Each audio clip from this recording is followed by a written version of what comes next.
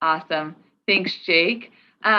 We do have, I see Kim, Lori, Jean, and Guyleen. And then for staff, Sarah Grant is back and we'll give some updates on the transportation bills. And then we have Todd.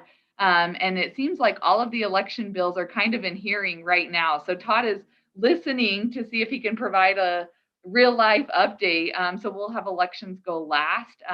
In hopes that maybe the hearing will finish up and he'll have some very recent off the press information for you all. So, and then I did want to mention Shaylee Lingle, the intern for the city manager's office, will also probably be jumping on to join as well, and she helped prepare for this meeting. So, with that, let me just open up my document and we'll jump in. Wanted to start off about the American Rescue Plan Act. This kind of comes up every single week, and everybody, as you, I think you mentioned, Guyleen, at the council meeting on Tuesday, we're all scrambling, right? We just got direction and figuring out how now to spend the money, and the Colorado legislature is no different. As I mentioned on Tuesday, we have $3.8 billion as a state that the legislature will get to decide how to spend. And I mentioned the governor, I think it was last Monday or this Monday, I guess, where he talked about what that plan was going to look like. They've come out later this week to be very clear that they do not plan on spending the majority of that money until the 2022 session. So they've identified where buckets of where they want the money to go, which was affordable housing, behavioral and mental health care, and then workforce development. But their goal is they had those listening tours, as you all know, they're going to pass a bill and kind of wait until the 2022 session to have stakeholder meetings in the interim. So there will be an opportunity for us to provide feedback on that, which is exciting, especially since it aligns with council's priorities. So you'll see that in the legislative update today if you want to look at it a little bit further. There will be a couple of bills that will spend that money this session, specifically on emergency funds to shore up our general fund for the state, and then some of those COVID-related expenses. But for the most part, the majority will go into those buckets I talked about, but that will be done next year. So we'll continue to keep you posted on that even after the General Assembly recesses. We had talked about them doing a special session because, again, they have all this money to spend and they have till June 12th. So their clock is quickly ticking. And they've decided that they are not going to do a special session. So as of right now, we're not anticipating that. Again, just doing the stakeholder meetings and then coming back in 2022. They have been having long nights and going through the lunch hours. Last night, they started their hearing super, super late. I think it kicked off at 7 p.m. And was going into 2 in the morning. So it's been a long week in the session, but they're trying to get done at a reasonable time today so they can all go home and enjoy their weekends before coming back next week. We don't anticipate them recessing early. I think they're going to go all the way till June 12th, but we'll keep you updated. So then we'll just kind of jump into the bills. Let's start off with housing. One of the biggest ones we talked about was Senate Bill 21-173, which was the rights and residential lease agreements. It's kind of crazy as Councilmember Tessier brought this up back in February. So this bill's been around for a while. It provides protections for tenants about those late fees and essentially where they have rights until a judgment in the courts has been decided. And so it finally was scheduled for House floor work today. We've been monitoring it, but don't have an update as of now. The last amendment decreased the fiscal note. So it was supposed to originally give about $22,000 to the judicial department, and now they're looking at $15,000. So that was the hiccup and what was holding it up from moving. Now that that's been fixed, we think it will continue to proceed, but we'll let you know after today's work on the House floor. Another one in that realm is House Bill 21-1105, which was the low income utility assistance bill. So we talked about this on Tuesday. It's a new one. Essentially what it does is it allows everybody that, I shouldn't say allow, it requires investor-owned utilities to collect a fee from everybody that has a bill.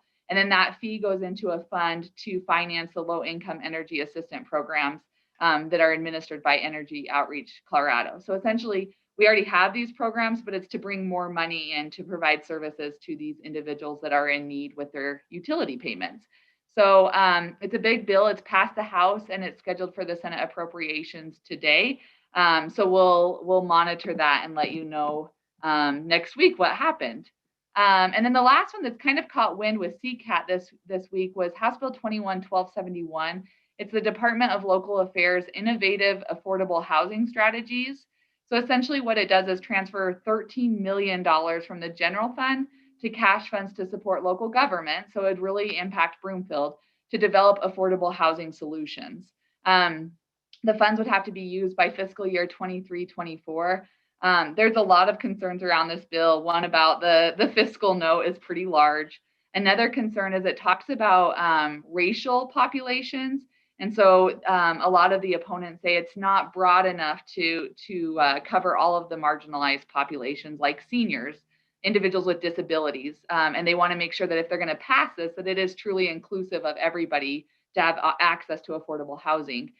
So there's a little bit of hiccup. I always think of Jen saying the devil's in the details. This is one where the language wasn't shored up right, and now they're stuck. So we'll see. CCAT is working on an amendment right now, and we anticipate that happening, but it has been parked in appropriations since the 11th. And I think until they get that amendment language ready or get the support on that, it's not going to move. So we'll keep you updated on that one. For DEAI, we talked about the multilingual ballot access on Tuesday. Like I said, it's passed. Broomfield's already above and beyond these services. And Todd and I were just talking earlier this week. And Todd, if I misspeak, please correct me. But I believe with our next election, we're planning on expanding. We already have Spanish and English, and we are planning on expanding to Vietnamese and Mandarin. And we don't necessarily meet the benchmarks that are required in the multilingual bill. So the 2,000 citizens are 2.5% of citizens ages 18 and up speaking their English as their second language. So it's pretty amazing. Just like many of our voter centers and stuff like that, Broomfield has more services than we're required to have for our residents. And it's something we're pretty proud of. So we'll wait to see if the governor signs that, which we anticipate he will, but we're already doing it, which is awesome.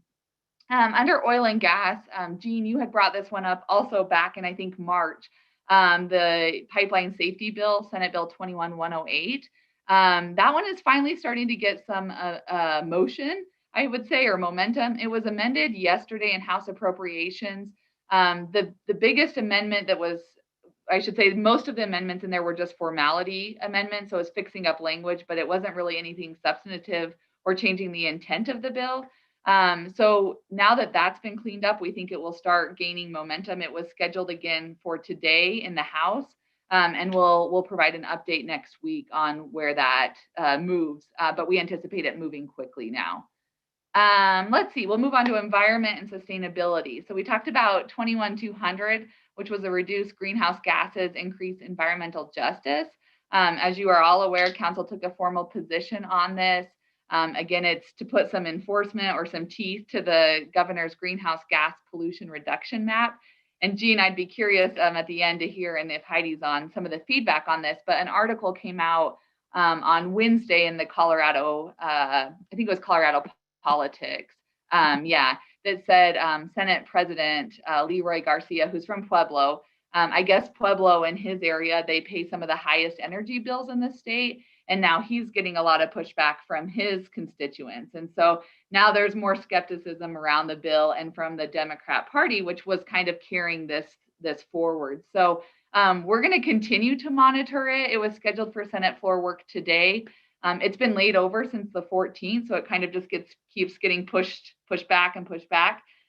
So we'll keep watching that, but wanted to give you an update. There's seems like it's gaining opposition instead of support, which is interesting this late into the process. Management of plastic products, which was House Bill 1162. You're all familiar. It phases out those single-use plastic carryout bags. It was finally referred to the Senate Committee of the Whole today. So we'll see what happens during that hearing. And then also staff sent out an email yesterday, I believe.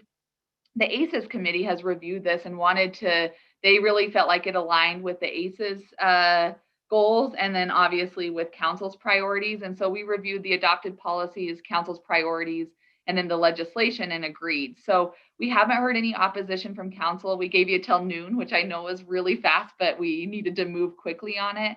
If we don't hear opposition, we will let Camille know with ACES, and then they will send a little note to all of the bill sponsors. So just a reminder on that one. And again, it's in the Committee of the Whole today, and we'll provide an update next week. The last sustainability environment one was the 1189 regulate air toxics. And so this is to better monitor air toxins emitted by those big oil refineries, petroleum bulk stations, terminals. And essentially they have to meet the emission thresholds. As we all know, we saw the Commerce City Suncor recent decision that just happened, I think, last month. And so this kind of stemmed from that. The local governments would have to participate in fence line monitoring plans. And it has passed out of the House. It's in Senate appropriations, but it is not scheduled right now. So we'll continue to monitor that. I see people taking notes. So maybe before I go on to the next theme of bills, let me stop there and see if there's any questions about those ones so far.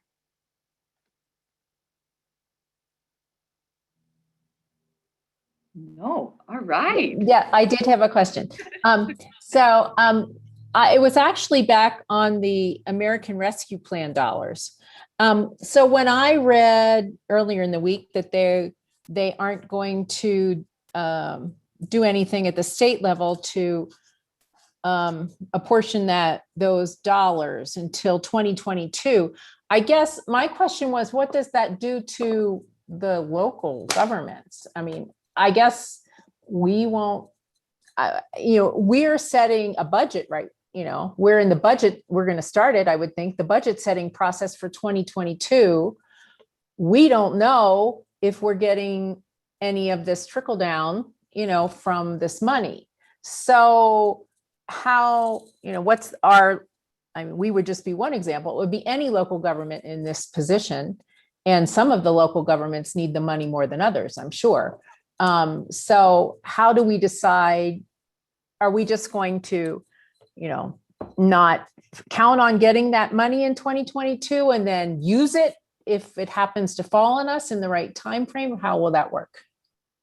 Yeah, that's a great question. And I wish Brenda was on here because she's the master behind that finance. And I see Abby's on here and Nancy. So Abby or Nancy, if you have anything to add or if I misspeak, let me know. But I think that we'll still get the Broomfield allocation, right? That was separate from that pot of money that we get as a city and we get as a county.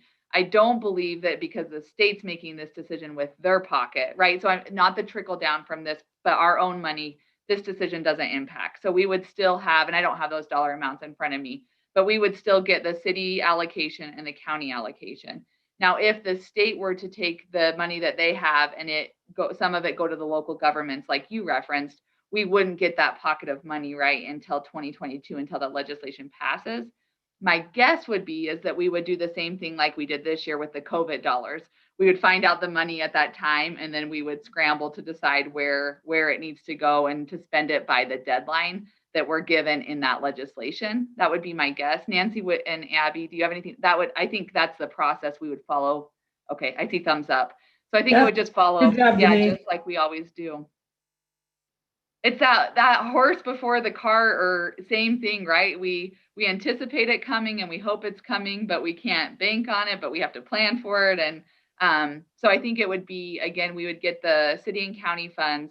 And then if we're lucky enough to get a trickle down from the state, which I think we would, and when they finally allocate all of that money in 2022, then at that time we would have to adjust just like we did with the one-off COVID funds. Okay, thanks. Sarah has her hand up. Yeah, thank you. I just want to add, I think that is right on track, Danae, that our portion is separate.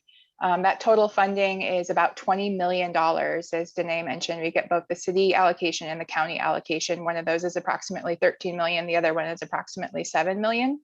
And I do know that that we're working hard to get clarification from our representatives on exactly how that money can be spent so that we can use it appropriately. Okay, so what's the timing of that? I mean, do we expect to have clarification on how we can use that money before we need to set our 2022 budgets? Jean, I don't want to misspeak because budget is not my area of expertise. And I know Brenda is out today. I know Abby and David and Jennifer have been having a lot of conversations on this. So Abby, I can send you an email, but since you're on here, we'll put that on our list, Jean, to follow up next week and see if we can get some clarification, if that's okay. I could make up an answer, but it probably wouldn't be Sure. right. No, it was all just what came to my mind as I was reading about what the state was doing with its money. So, okay, thanks. Yeah, yeah. And they did, the Treasury released, I think that was about 2 weeks ago. There's 4 big rules, right, that how you can spend the money. And there was a big one that like it couldn't be paid, I think, for salaries. There was some, but besides that, there wasn't a lot of clarity. So to Sarah's point, I think that's where we're trying to work with our national delegation and figure out what that does look like. It's that hurry up and wait game. You know, we waited and waited, then we got the money, and now we're trying to scramble to figure it out. So I'll loop back with Abby because I know her and David and Jen have been leading that with Brenda, and try to provide an update to all of council. Any other questions on anything we've covered so far? Yeah, Danae, Hi, this is Devin Schaff. I'm driving right now, so I'm on my phone, and hopefully my connection works well enough. So I don't know if you're planning on still talking about Senate Bill 273, which would replace Senate Bill 62. So I don't know if that's still in the pipeline or if now is the appropriate time for that. Let me know. Yeah, I don't think there's any questions yet, and criminal justice is my next section. So let me just move on to that, and then if there's questions, we can answer them since you're on. Let's do that. Perfect. Thank you. Of course. So the next section, was criminal justice reform related bills. So the first one was House Bill 21-1251, which was the use of chemical restraints on a person. And the timing on all of these criminal justice ones are kind of interesting right now. So we're just hitting the 2-year mark of the death of Elijah McClain, who you all know was injected with ketamine in Aurora in 2019 and passed away. And so the timing of these bills and these conversations are very emotionally charged, and have been, if you watch any of the hearings, have been very difficult. It did move to the Senate Committee of the Whole today. We haven't heard the hearing yet as of now when we checked it at 10. We didn't have an update. So we'll continue to keep you posted. There are concerns from law enforcement about this bill because there's some criminal penalties. So right now it's currently written that it could be up to 18 months in jail, a $5,000 fine, and then loss of certification, which then would be a loss of their livelihood and their jobs. So there is some concern there about the accountability and if it's what it should be. And so we'll continue to monitor that. And again, you'll see a lot of that in the news as we hit that 2-year anniversary of his passing. So the next criminal justice bill is the 1250, which is concerning measures to address law enforcement accountability. It's also in the news a lot right now. It's called the son of SB 217. So it's trying to kind of clarify some of the stuff from 217 and then also expand some of the requirements and the accountability that was put in place with Senate Bill 217. So when 217 was passed, it allowed for civil action to be taken against local law enforcement officers for deprivation of an individual's rights, but it did not include the Colorado State Patrol officers, which was an interesting decision. So 1250 would extend that to include the Colorado State Patrol officers in that accountability and that expectation. It clarifies the body-worn cameras, when they need to be used, when they can be turned off, and then also when footage can be released. It protects officers from retaliation if they report another officer for violating the law or committing an offense. And I think the last thing is it just applies multi-agency reviews. So anytime there's a shooting investigation, it makes sure that there's a full review and it's done by multiple agencies. And I think that's mostly it. It is gaining momentum 1 year after the George Floyd passing, which is what kind of started all of this back last year with 217. There was, an amendment earlier this week that was a pretty big change to the bill. So the section would have required officers to only use deadly force as a last result when all reasonable de-escalation tactics had been exhausted. That was amended in the committee and has been completely struck out of the bill. And that has helped with some of the opposition. So we'll continue to track this. Again, like I said, it's supposed to be heard today. So more updates to come on that. Senate Bill 183 was the other accountability bill. It was the Republican introduced one and introduced in the Senate, and it has been postponed indefinitely. That just happened this week, which we anticipated. To Devin's question, so originally Senate Bill 62, which Senator Pete Lee had introduced earlier in the session, when we talked about it on Tuesday, he had introduced a new bill, which was Senate Bill 273, which is kind of his do-over bill. But at that time, 62 was still set for to be heard by Senate Appropriations, which was yesterday, and they did postpone it indefinitely. I guess that was Wednesday. So no more Senate Bill 62. Now all the energy is focused on 273, which is called pretrial reform. It was introduced on the 14th. Again, the do-over bill.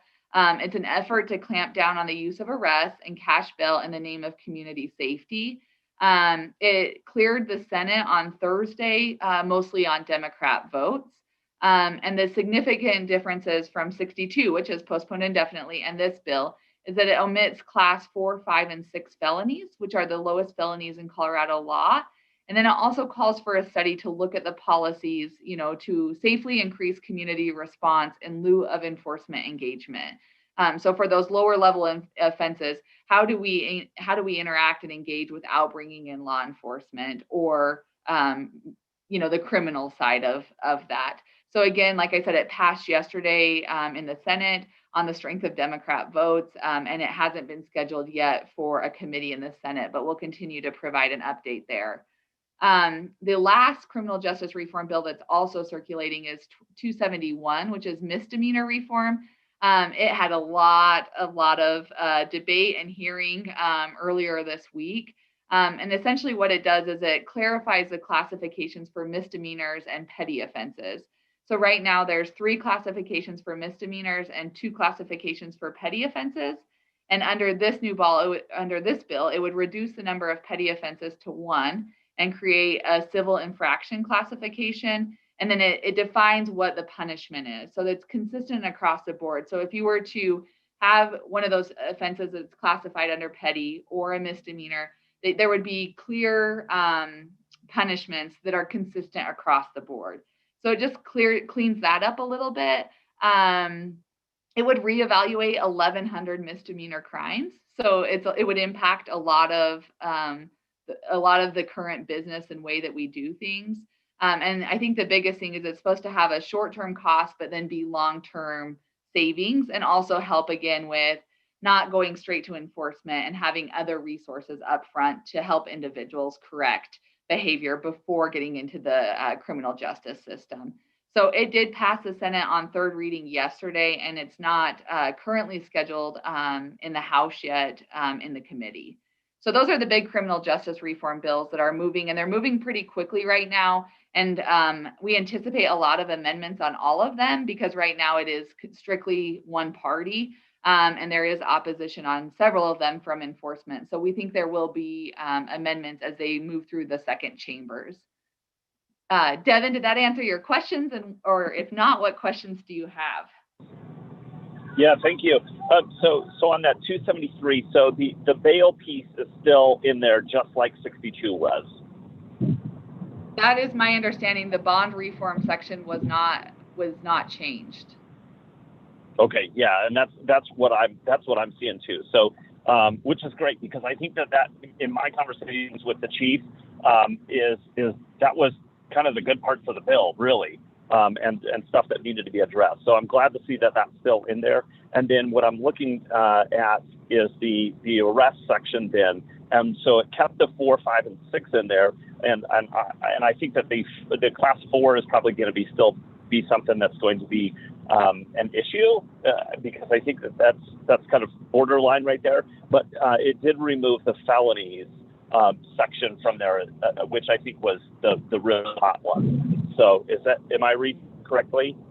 I think it does remove 4, 5, and 6. So the bill for bond, are you talking about bond restrictions specifically? Well, no, I was talking about arrest though.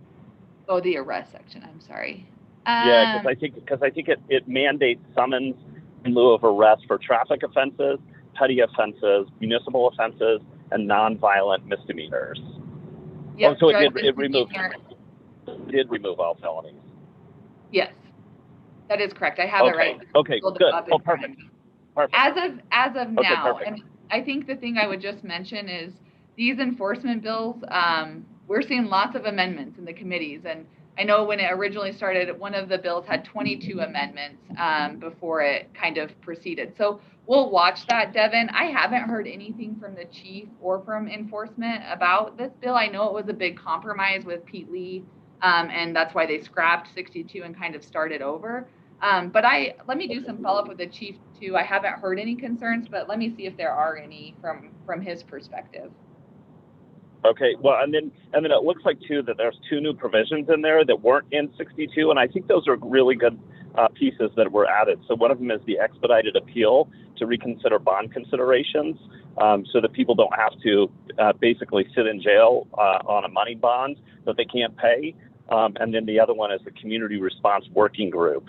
So it creates a community response working group to study and recommend safe and effective alternatives to law enforcement responses to those low-level offenses, and for such things as like mental health crisis, homelessness, and so that's a conversation that obviously, I mean, we're having that here in Broomfield. So I think that that's a great addition there as well. So I would love to hear the chief's response to this bill, to see if there's going to be some type of major opposition like there was with 62, just to kind of see where we all sit with that. But this does seem like it fixed some of the opposition, the strong opposition points, and it actually adds some I think, in my opinion, some good additions as well. Yeah, I would agree. It's interesting because Senator Lee got so much feedback, right? And so it does seem like he really took that feedback to heart and really did try to find that compromise and that sweet spot to get this passed. Because I think everybody agrees that we need to do something, but how and when and what that looks like, if we can at least find middle ground, it's a step in the right direction. And that was the goal behind this do-over bill. Great. Thank you for that, Danae. Yeah, of course. Let's see. Before I pass it on to Todd and Sarah for the next ones, let me just see real fast I lost my screen, what other ones we had. Just general updates that we talked a lot, I think it was last Friday, about the insurance coverage for the mental health wellness exam. And as we said, it moved fast. It was doing nothing, and then all of a sudden it flew through. So it's already passed both chambers. It will head off to the governor for signature. So again, it's just insurance providers have to cover a mental health exam, but they don't have to pay for the total cost under current law. This would require health plans to pay for that total cost for an annual mental health exam up to 60 minutes. And in the bill, it defines who can do the exam and the different criteria. But again, right, removing some of those barriers for access to mental health exams. So aligns with council priorities, moved very fast, and we anticipate the governor to sign that fairly quickly. And then another one that I know Lori and Jean had brought up, and it has been in the news a lot this last week, is the House Bill 1317, which is regulating marijuana concentrates. It passed Senate Appropriations 9-2 with 6 amendments, and then it cleared the House and is on to the Senate, but it had broad bipartisan support, and then it also had broad bipartisan opposition, which is interesting. I haven't really seen a lot of that. It's been very party line, and this one is bipartisan on both the support and opposition, which is interesting. So it did pass 56-8. One member was excused. I wanted to mention that because the member that was excused was Representative Matt Gray from our area, but he did vote against the bill when it was in the House Finance Committee. So it was scheduled for Senate Finance today, so we hope to provide an update next week. The concerns that I read about the opposition, and Jean and Lori, if you have anything to add, was really around the confidentiality. So if you're reporting, right, I learned this language. I didn't know this, but from the news article, I learned it addresses looping, which essentially is when somebody can go in and they get their daily allowance and their medical marijuana, and they get to another store and buy another maximum allowance before the store registers that they've made that purchase. And so then they are able to get more than what they were supposed to get in a day. And so this bill, the sponsors believe, will help address that. some of the opposition don't think that it will, and they have concerns about confidentiality because it's tied to usage and how fast they can report their information, medical marijuana cards. So we'll continue to monitor that. Again, it still passed with a majority of the vote. So we anticipate that it will continue to move through, but we'll continue to monitor and provide updates on that. I have a tax related bill, Devin, that you had asked about that I'll go in next. But before I do that, any questions about those two bills, just since they were hot items last week? Yeah, quick question on that marijuana THC bill.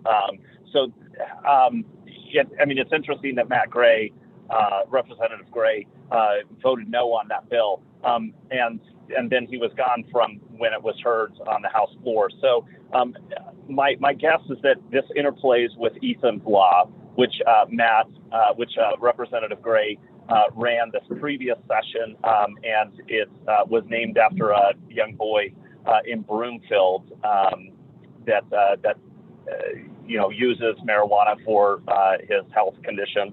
So how does that bill interplay? Were there any amendments that were made to kind of still continue to be able to offer those services for someone like Ethan and allow the interplay with Ethan's Law, but still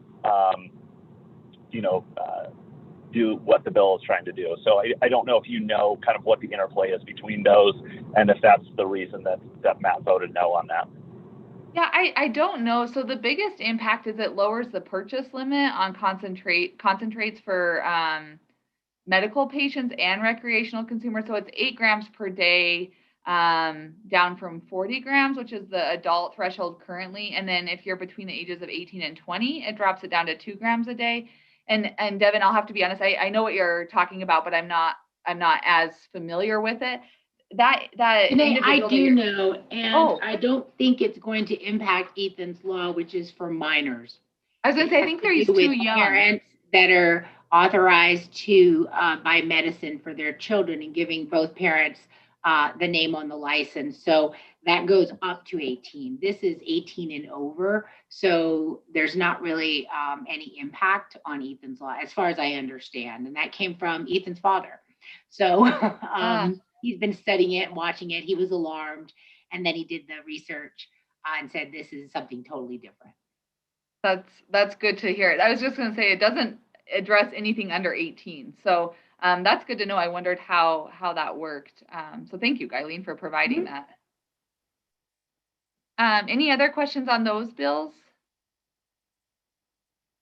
Okay, and I think I actually thought that was Kim Groom, but I actually think it's Kim Pfeiffer with our finance department. So before we go to transportation and elections, let's just talk quickly about, it was Senate Bill 279, which is the delinquent interest payments property tax.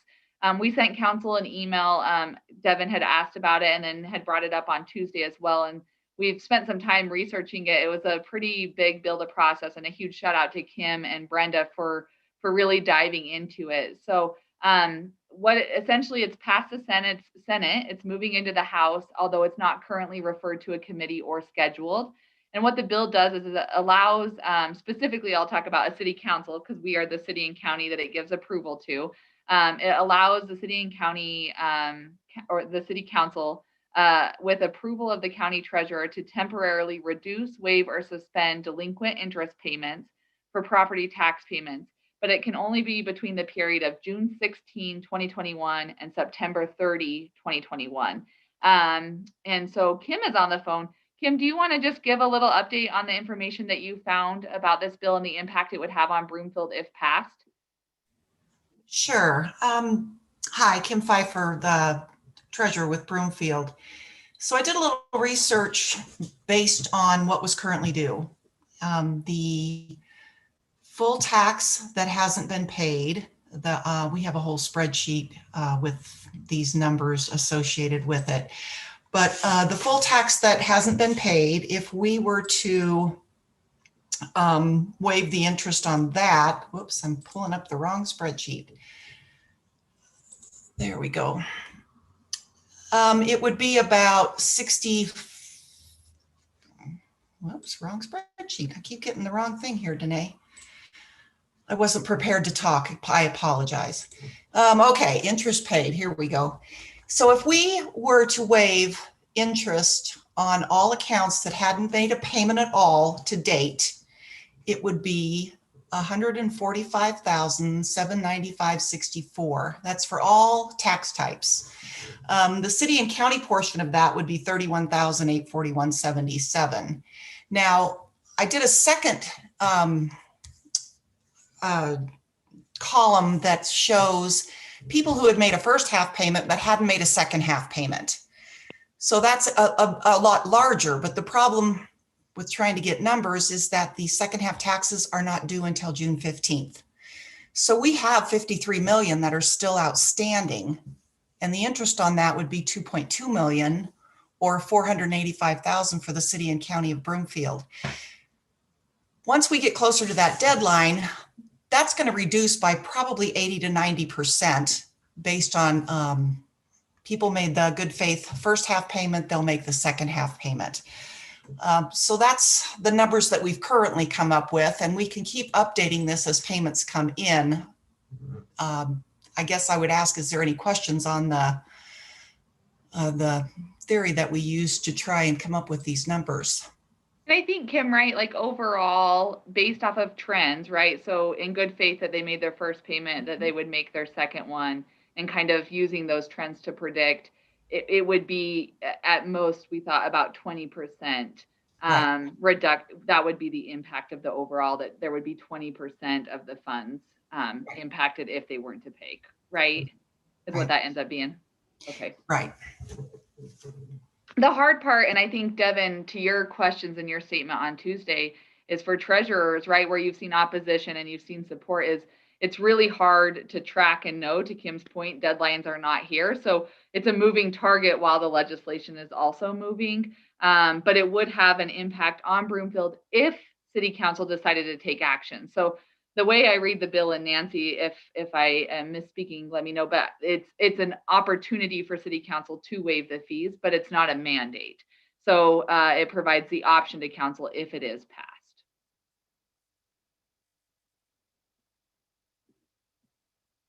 Are there any questions, Devin? Did that get you kind of what you were hoping to understand, that high level? Yeah, no, that's really great. I mean, it's good information to kind of hear what that looks like. So you had given some dates on that June 16th to what date for that delinquent payments? So if there's several delinquent dates that are involved here, like if no one has made a first half or a full payment, the interest starts May 1st. So there's going to be a question of what happens with the interest from May 1st to June 15th for people who are currently wanting to still make a full payment. June 16th is when everything becomes delinquent, but the interest rates are different between a full payment and a second half payment based on the choice of paying in full or paying in halves. Did I answer your question?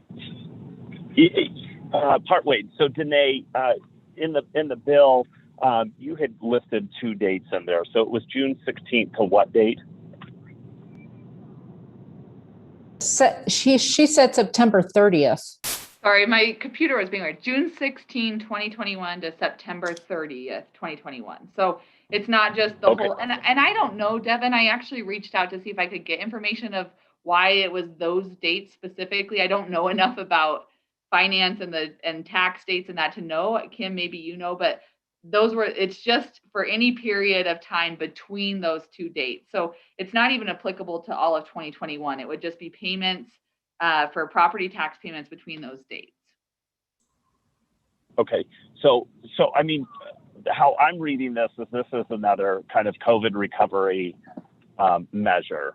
And so it would just be saying that, you know, and this is kind of how I'm trying to interpret this, is that from June 16th, so if those payments are 15th, and I heard you say something about May dates, But if payments are due June 15th, then obviously that the interest payments would start to occur on then June 16th.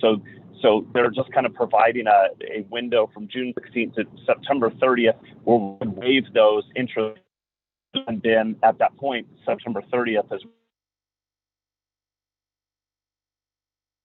that how this bill can be read? That's how I interpret the intent of it, right? Is that to get back, like you said, there's a temporary reprieve for people to get caught back up if the local government chooses to waive those fees for that little period of time. I think that's what you said, Devin, and it cut out, but yes, I think that's the intent behind the bill. Uh-oh. Yeah. Okay. Yeah. Okay, and then I guess I would. Bill. Go ahead.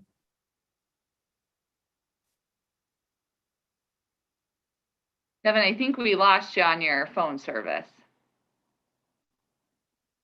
Well, we wait to see if he jumps back on. I think, Jean, you had a question. Yeah, I guess then is it just a temporary, is the interest accumulating during that period?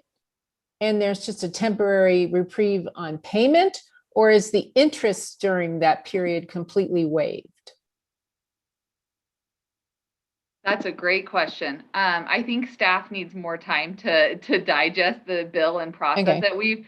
We've been working on it since Devin sent it in. Unless Kim, you know the answer, but I with the tax and all of that, it's incredibly complicated. So instead of giving the wrong information, let me follow up with Kim. And as I mentioned, Brenda's out today, so let us work on an email to council and kind of follow up with more, again, what the legislative intent behind the bill is, and then clarify, does it apply just to that payment being waived, and does interest continue to be accrued, or is it like you get it all waived and then start fresh on that next date? Let me look into that a little bit more, Jean.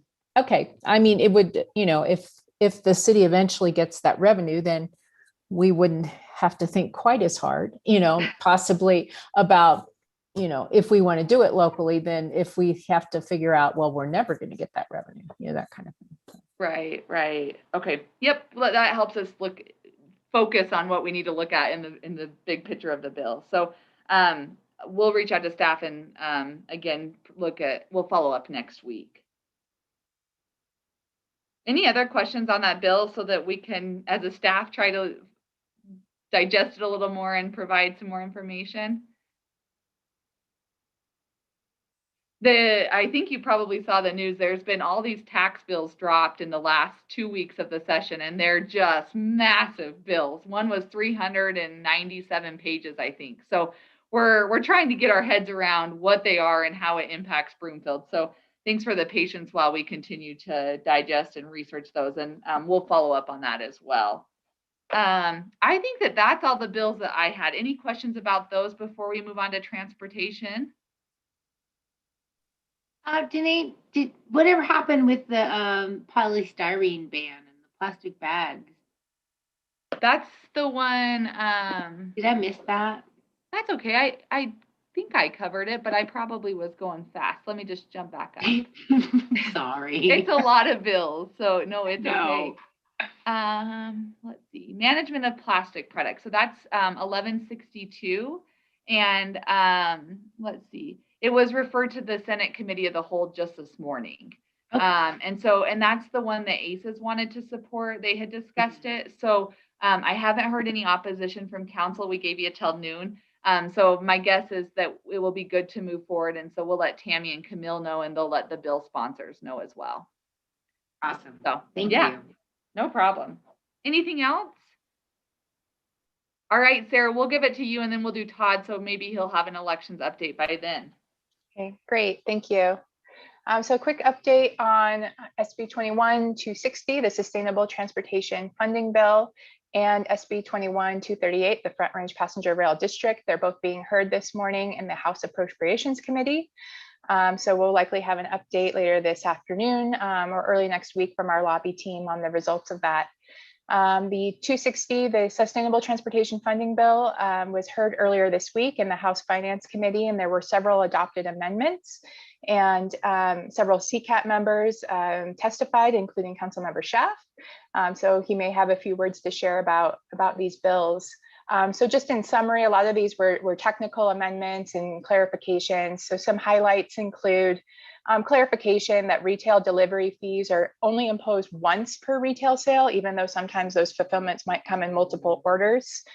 There is a clarification that Clean Fleet Enterprise could be used for compressed natural gas motor vehicles that use at least 90% recovered methane for fuel if a suitable alternative electric motor vehicle is not available or practically available for that at that time.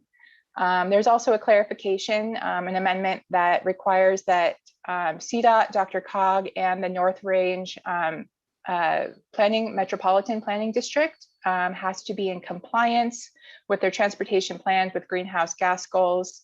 So just making sure that there's consistency with other legislation there. And finally, and another big piece of this is that they will be reducing or eliminating the general fund transfers and exchanging that for federal money specifically for purchase funding for the Burnham Yard Rail project in Denver.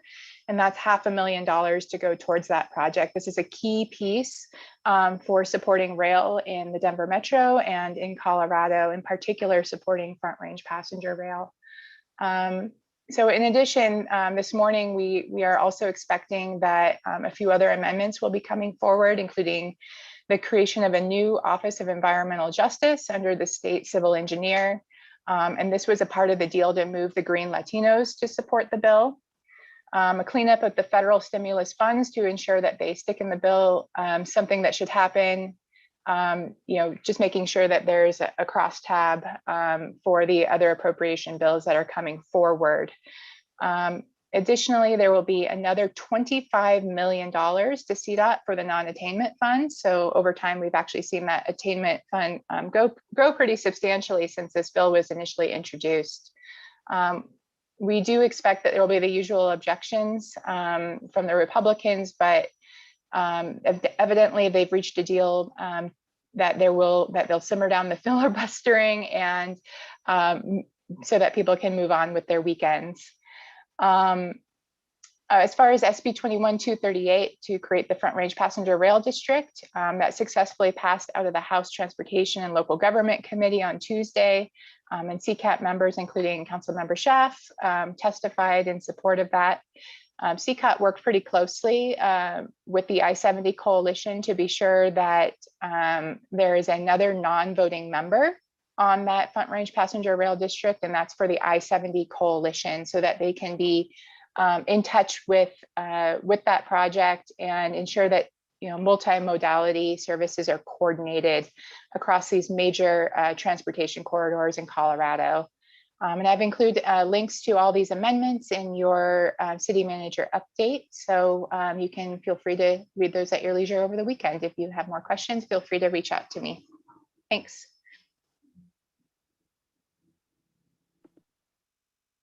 Thanks so much, Sarah. Thank you, Sarah. Any questions? And Sarah had a week off, which was so great. So Sarah, we're glad to have you back. Transportation is a lot to follow without you. So thank you for always keeping us posted and updated. It's a lot. So my pleasure. Thank you. All right. I think that then we'll go to Todd for an elections update. Well, happy Friday, everyone. 1071 will be heard today in the Senate for second reading. It was fourth on the agenda, so I was very optimistic that I would have the outcome for you today, but it just got pushed down to about number 23rd on the agenda. So I will listen, and we will update in this afternoon's update if we have some results by then. All of the elections bills are moving very quickly right now. 1071 went through Senate appropriations. Again, it's being heard second by the committee as a whole. Senate Bill 250 is breezing its way through the House. There were 10 amendment attempts yesterday by the minority party, and all of those failed, and it passed on second reading. We expect third reading sometime today. Again, it's got broad support by the Clerks Association and a number of voting advocacy groups. 1321, which is voter transparency and ballot measures, is on a super fast track. It breezed all the way through the House last week and is scheduled for the Senate State Veterans and Military Affairs Committee today. It'll be heard this afternoon there. So we expect to hear more on that right away. And those are the three election bills that we're still tracking right now. I don't have any federal updates because there's not really much happening from the feds. Any questions? Todd, this is Devin. Thanks for the update. I was hopeful too that 1071 was scheduled for today. I thought, well, great, but I'm bummed that it got moved down so far. Hopefully that means all is good on that bill. But there was I saw something earlier this week that there was a late bill that was just introduced. Do you have any information on that? I'm sorry, I don't have the bill number. I see some chatter that the Secretary of State was needing some late bill kind of introduction. So the one late bill that we do expect from the Secretary of State that I have not seen language on yet is a bill that would push caucus and the primary election back, both of those by 30 days. This is an important bill, not necessarily for Broomfield so much as it is for the statutory counties. Because of the super tight timeline for redistricting county commissioner districts, this is, I believe it is a situation where if the redistricting commissions do not finish their work by the end of September, then we will automatically push the election calendar for 2022 for caucuses and for primaries back 30 days. That would give the statutory counties about 6 weeks to implement precinct updates as well as county commissioner redistricting instead of just the 2 weeks, which is what is looking like they'll have right now. So it will affect Broomfield citizens because of the timeline, but it won't really affect us. It's not intended for us, I will say. Thank you for that. So I'll keep checking to see. I mean, that was it was vague enough for me, so I'm glad that I didn't miss anything major on that. But I'm glad to hear that. Thanks, Todd. You bet.